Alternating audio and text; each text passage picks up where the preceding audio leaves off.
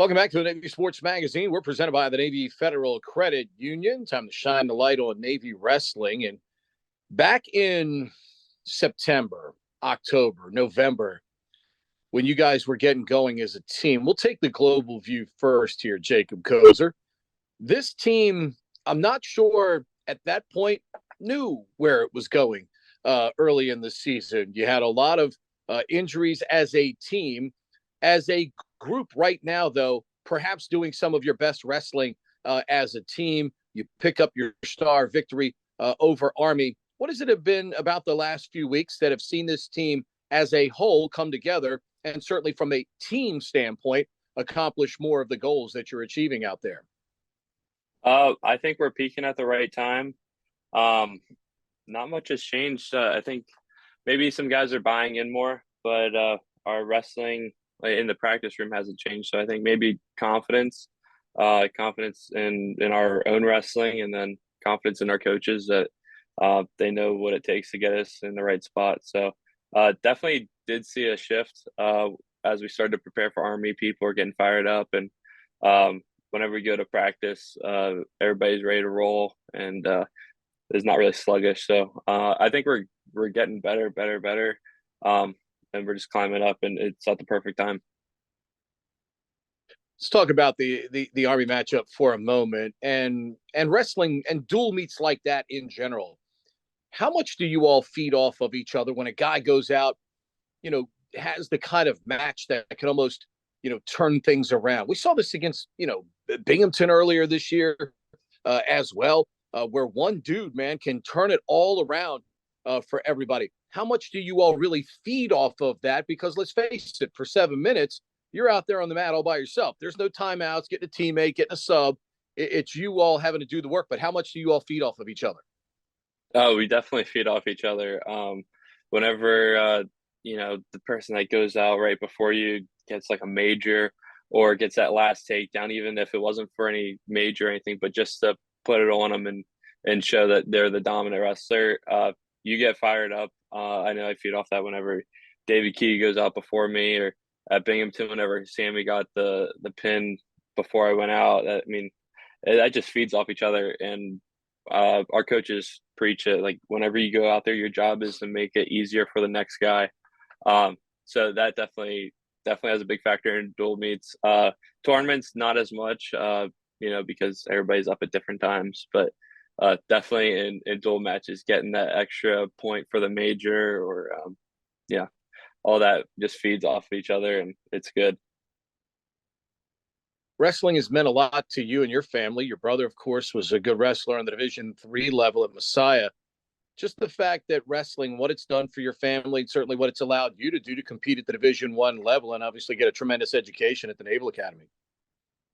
Yeah, it's huge for our family. I mean, my brother's he's a high school coach, the head coach at my high school, and my dad's still helping with that, and they're always sending me videos. So it's crazy. Our growing up, like our lives kind of revolved around wrestling, and then it provided me with the opportunity to come to the Naval Academy, and I was all for it. And I still love wrestling. It's going to be really weird whenever I'm not wrestling anymore, but we'll cross that bridge after nationals, right? Coming from the state of Pennsylvania, it's different there. Amateur wrestling is a big goal in the state of Pennsylvania. What kind of preparation was that for you to handle the rigors that obviously Division I wrestling forces you on a daily basis to be great, especially the room that you're in? Somebody's always willing and able to take your spot if you can't respond. Yeah. So growing up in Pennsylvania, it was good because the competition was insane, and I mean, a lot of my teammates here are from Pennsylvania. But it prepared me a lot for the prep school, which that prepared me a lot for here, right? It was like a nice little stepping stone where I went from PA wrestling, which is really hard, to the prep school where I was wrestling Division III kids, and then here where I'm wrestling D1 guys. It definitely prepared me a lot. Now, if you ask Josh Coderhunt, he'll tell you Illinois is better, but so it's fun. But I have a lot more Pennsylvania guys on my side whenever he starts talking in the room. The fact that you know what it takes to be an NCAA qualifier. What's the hardest part about trying to obtain that again at this point? You know the mental focus it takes, you know the physical focus that it takes, but what's the challenge that lies ahead over the next couple of weeks for you to try and achieve that goal again? Um, well, this weekend, I'll be qualifying for nationals, right?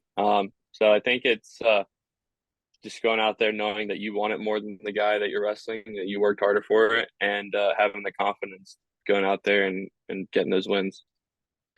I look at it from this standpoint. I think it's fascinating. And yes, wrestling has a team concept to it, but it's a very much individual sport. You have to do your role individually within the team for them to achieve their goals. You spend upwards of 12 to 15 hours a week. And if it's a dual match on the weekend, you're preparing for 7 minutes. You have 7 minutes to do your business on the mat.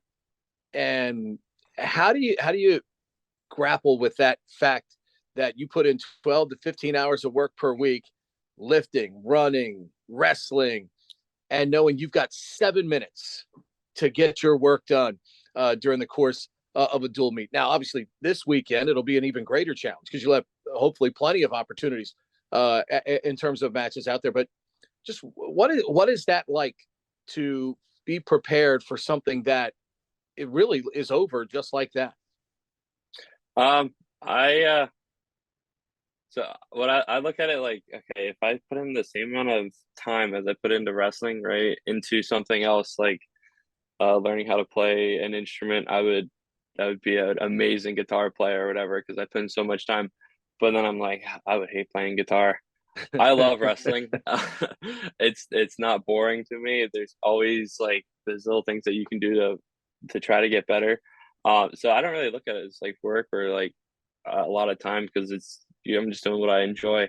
Um, but for it to all come together, I mean that's an amazing feeling. You know, you work on a shot for like every single practice in the week, and then you go out there in the 7 minutes and you hit it. That's a great feeling. And then constantly getting better. I mean, no, I love it. It's the grind with your best friends. Um, yeah, time flies when you're having fun, but no, it's good. I like it. Is there something about the individual element though where you're really in charge of your own, you sink or swim on your own out there? Is there an element of that you really embrace and you like, and the fact that I don't have to worry about anybody else? If I win or lose, it's strictly on how I perform. Yeah, it's a double-edged sword, right? So you don't have to worry about somebody else messing it up. I don't know. I never played really team sports, or if I did, I wasn't good. I was the guy that was messing it up for everybody. But it's also whenever you lose, like it's all on you. There's nobody to blame. So it's you just very you hold yourself accountable for everything that happens, whether that's good or bad. So it's good. There's nobody else to blame but yourself, which is good. When I tell you that you're the winningest guy in the room, maybe outside of your head coach, with 76 wins in your career, what does that mean to you to have achieved that kind of level? You know what kind of pedigree this wrestling program has at the Naval Academy. There's been a lot of good people that have come through that room. What does that mean to have achieved that type of success, and obviously hoping for more coming up this weekend? It's awesome. I'm just blessed with the opportunity that I was able to start all 4 years and going out there and competing. There's no greater feeling. So no, just joy. What is it meant to have been coached by Coach Kolat with the awesome lineage that he has, and the knowledge that he has to offer as a wrestler? It's great. We have him, and then I wrestle a lot with Blaze Cabell, and they're so smart whenever it comes to like, what we need to do to prepare. And I mean they're good with the positive feedback, and then whenever I need a negative feedback or feedback on what I'm doing wrong, and they're great coaches. I whenever they were coming here, I knew they were great wrestlers. Didn't know how they were as coaches. I heard crazy stories that they were all super tough and like um and Mike Evans coming from Iowa, and I'm like, okay, I mean, I hear stories about that room and stuff.